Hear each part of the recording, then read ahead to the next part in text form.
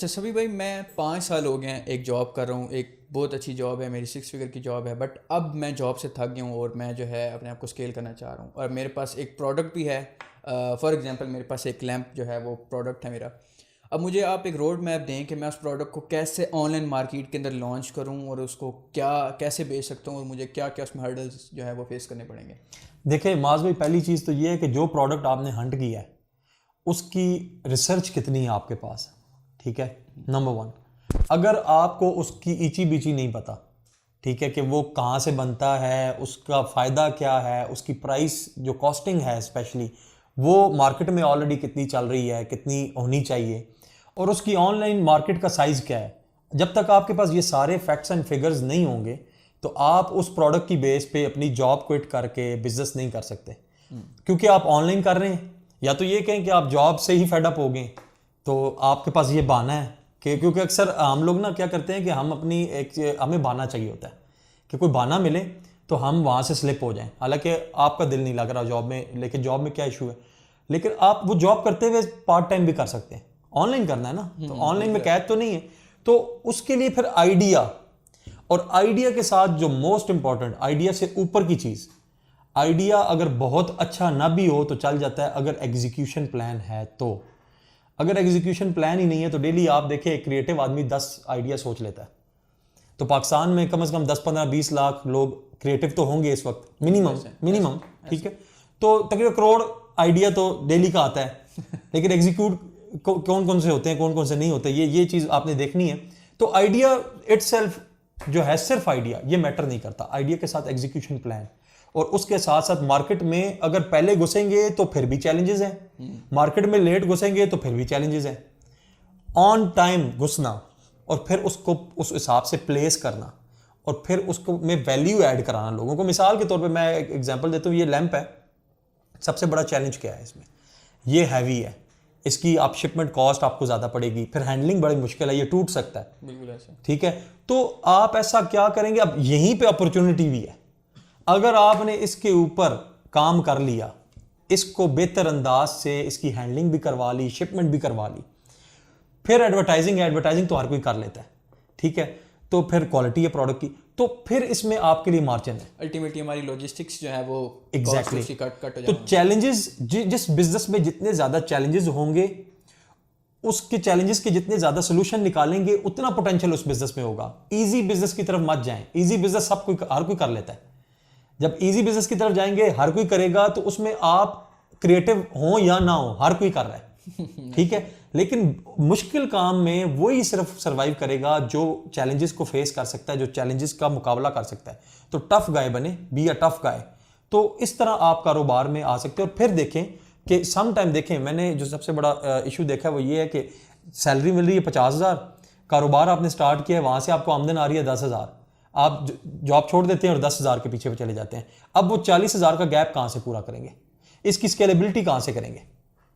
ठीक है, तो ये चीजें बड़ी इंपॉर्टेंट है कि बिजनेस के लिए इन्वेस्टमेंट भी चाहिए, चाहे वो टाइम है, चाहे वो स्किल्स हैं, चाहे वो पैसा है, तीनों की इन्वेस्टमेंट चाहिए आपको। अच्छा, मैं सॉरी आपको यहाँ पे कट कर रहा हूँ। मुझे ये बताएं कि अभी आपने एक बात की कि राइट टाइम पे एंट्री और राइट टाइम पे जो है आपको पता होना चाहिए कि आपने कब घुसना है उसके अंदर। तो एक न्यूबी को या एक रूकी को कैसे पता चलेगा कि भाई ये राइट टाइम है इस टाइम पे एंटर होने के लिए? देखिए, न्यू बी का सबसे बड़ा प्रॉब्लम ये है ना कि वो बगैर कुछ सोचे समझे एंटर हो जाता है क्योंकि मैं न्यू बी हूँ। ठीक है, ऐसा नहीं है। आप मार्केट को देखें ना, आप जिस मार्केट में जा रहे हैं वो तो मार्केट देखें, उसकी मार्केट कितनी है। आप इस लैंप की एग्जांपल दे रहे हैं, खेवड़ा से बन रहा है, खेवड़ा सॉल्ट लैंप है, ठीक है, पूरी दुनिया में इसकी, लेकिन पाकिस्तान में देखें इसकी डिमांड है कि नहीं है, अगर है तो किस सेक्टर में है। ठीक है, इसकी अवेयरनेस पे बहुत ज्यादा काम होने वाला है।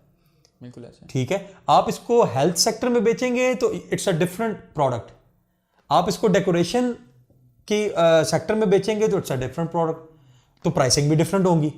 डेकोरेशन में अगर आपको चाइना का 500 से 800 में एक बहुत अच्छा लैंप मिल सकता है, तो सर आपको 3,000 रुपए का कौन लेगा आपसे ये लैंप?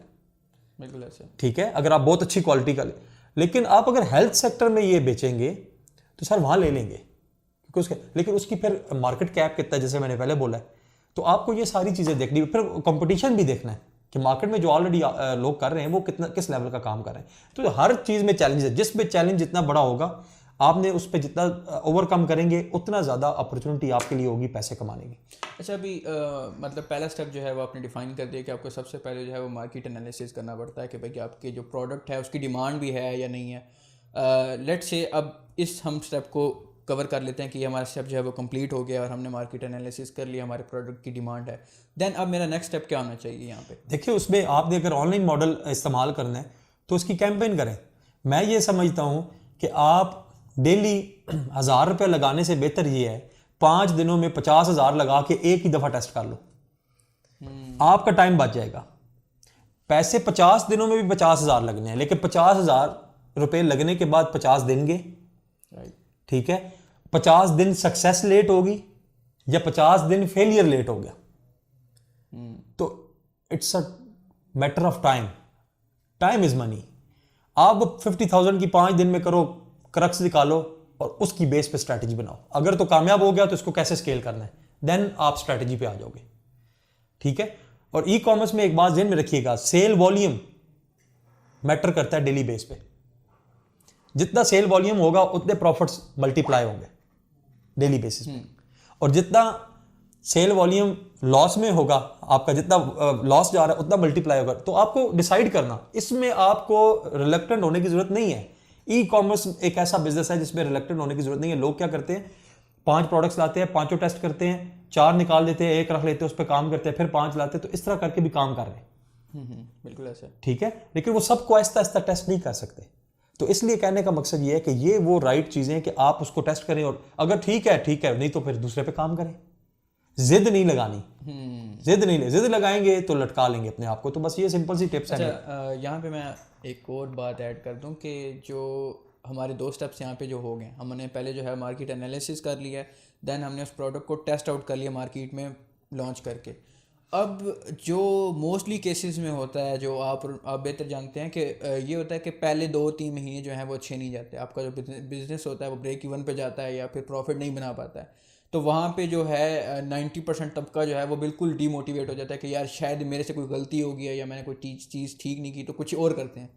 तो अब ये जो डीमोटिवेशन वाला फेज़, हम इसको कैसे जो है ओवरकम करते हैं या इसको कैसे फेस करें हम? देखिए, इसमें प्रोडक्ट मैटर करता है। अगर तो आपके प्रोडक्ट्स ऐसे हैं जो 1 टाइम इस्तेमाल होते हैं, तो सर उसमें 2-3 महीने लॉस वाले चक्कर नहीं है, उसमें 50 दिन होते हैं सक्सेस के। बस लोग 50 दिन में काम करके निकल जाते हैं। मैं आपको कल परसों एक मीटिंग में बैठे हुए थे, बात हो रही थी कि वेस्ट आई, पोस्चर वेस्ट, वो आपका बेल्ट्स, ठीक है, और इसी तरह उसकी वेस्ट भी है और बेल्ट्स भी है। तो एक शख्स आया, उसको पता है पाकिस्तान की डिमांड है मिसाल के तौर पे 1 मिलियन बेल्ट्स की, तो 5 लाख तो वो बेच गया 2 महीनों में बिल्कुल ऐसे, और निकल गया। अब पीछे क्या, और उसने बेची कितने की, 2600-2700 रुपए की, और पाकिस्तान में वही बेल्ट आज 600 रुपए की बिक रही है। और बाकी जो पीछे न्यू भी आए वो क्या कर रहे हैं, वो यही कर रहे हैं, उसको सस्ते में बेच रहे हैं। एडवर्टाइजिंग कॉस्ट कहाँ चली गई, सारा कुछ, क्योंकि डिमांड पूरी हो चुकी हुई है मार्केट में। राइट, ठीक हो गया। तो इसी तरह अगर रीयूजेबल चीज है तो फिर क्वालिटी पे जाएंगे, फिर उसका डिफरेंट सिनेरियो है, फिर उसमें आप 2 महीने क्या 1 साल भी बेयर करें। मिसाल के तौर पे आपने एक क्रीम लॉन्च की, ठीक है, एक्नी क्रीम लॉन्च की। अब आपको पता है कि ये काम करती है और इसका ऑर्डर भी आ रहा है, जो ऑर्डर एक दफा करता है वो बार बार कर रहा है, तो सर फिर नो प्रॉब्लम, वेट करें। एक टाइम आएगा आपके कस्टमर्स 10 से 20, 20 से 50, 50 से 100, 100 से 1000 होते जाएंगे। शुरू में महंगा होगा, बाद में आपको मतलब जो है वो पैसे बचने लग पड़ेंगे। तो ये 2 डिफरेंट मॉडल्स हैं।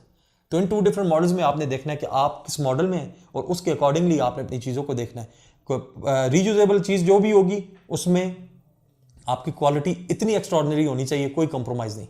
और जो आपके 1 टाइम बेचने वाला है उसमें आपका ट्रेंड और राइट टाइम एंट्री और राइट टाइम एग्जिट, ये 2 चीज़ें। तो मतलब अभी तक जो हमारी डिस्कशन हुई है उसमें जो मैंने कंक्लूड किया है वो ये है कि सबसे जो इम्पोर्टेंट है आपके जॉब से बिज़नेस की तरफ जो आपने ट्रांजिशन देनी है, उसमें सबसे जो ज़रूरी फैक्टर है वो है मार्केट एनालिसिस का, क्योंकि उसके बगैर आप जो है वो पहली सीढ़ी पे ही गिर जाएंगे, वरना दूसरे स्टेप्स ही नहीं है। ठीक है, तो ये थी आज की हमारी वीडियो कि आप एक ऑनलाइन बिज़नेस जो है वो कैसे स्टार्ट कर सकते हैं। तो मिलते हैं आपसे नेक्स्ट पॉडकास्ट में। अल्लाह हाफिज़।